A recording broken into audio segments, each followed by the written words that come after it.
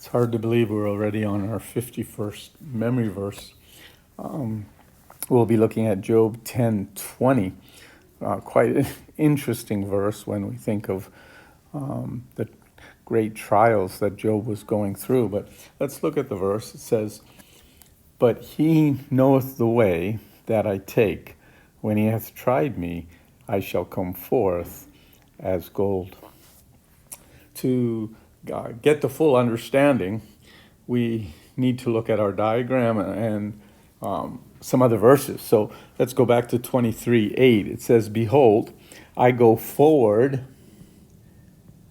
but he is not there." Okay, the he is God. "And backwards, but I cannot perceive him." Again, God. "On the left hand, where he doth work, but I cannot behold him." Perceive. Not there. "He hideth himself on the right hand, that I cannot see him."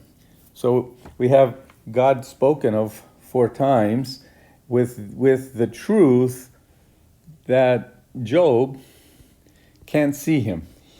Sometimes he doesn't even recognize him as being there. So we look at our verse and we see that it starts out with the but. Okay? But, so that but tells you it goes back to verses 8 and 9. I can't see God, but he, God, knoweth the way that I take. So I can't see God. I may not be aware of how God is working. I may not be aware of what he is doing.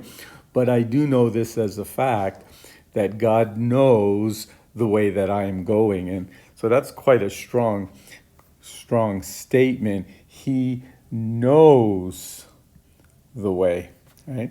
And then he comes with hope, which we don't see a whole lot of in the book of Job. But Job says, "I shall come forth as gold." And then he tells us when. Okay, so God knows the way I'm going. He knows what I'm doing. And I'm going to come out of this okay. Everything is going to be fine when he hath tried me. So he's going to try him. He's going to go through difficult times, which is what Job is doing. And he says, I may not know where God is during all of this, but I do know one thing. He knows where I am, and he knows what I'm coming through. And when he is done with me, I will come forth as gold. That is a wonderful promise that you and I can hold to. Okay, it's a promise that Job makes. But to be able to hold to it, we have to look at verses 11 and 12. Now, this promise, we could say, would be for believers, right? And why do we say that? Well, we see here, verses 11, "My foot hath held his steps." Okay, so my foot has held his steps. "His way have I kept."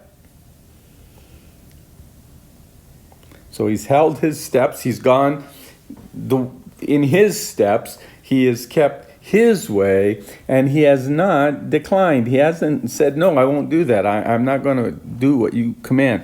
"Neither have I gone back from the commandment of his lips." So what God asked me to do, I am doing.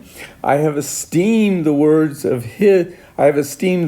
his mouth more than my necessary food. And that's a wonderful illustration. Taking in God's word and listening to God is more important than physical food. And so we have this promise, but it's expecting as believers that we'll be walking with God, that we'll not decline his word, that we'll keep his commandments, and that we'll love his word more than anything else in this world.